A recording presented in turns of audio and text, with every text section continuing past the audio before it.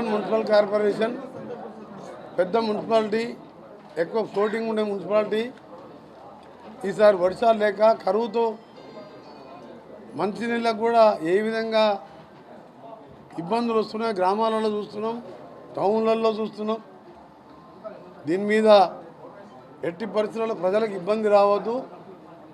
దీన్ని నీటిని పొదుపుగా వాడడం కాకుండా ఉన్న నీళ్ళని ప్రాపర్గా అన్ని కాలనీలకు సరఫరా చేయడం, గ్రామీణ ప్రాంతాల్లో కూడా ట్యాంకర్ల ద్వారా కూడా బోర్ వాటర్ కూడా అలాగే డ్రింకింగ్ వాటర్, ఫిల్టర్ వాటర్ రెండు చేసే విధంగా కలెక్టర్ గారు, మున్సిపల్ చైర్మన్ గారు, వైస్ చైర్మన్ ఆఫీసర్లతో, ఎస్సీఆర్డబ్ల్యూఎస్, ఎస్సీ పబ్లిక్ కౌన్సిలర్తో, అధికారులతో రివ్యూ చేసినాం.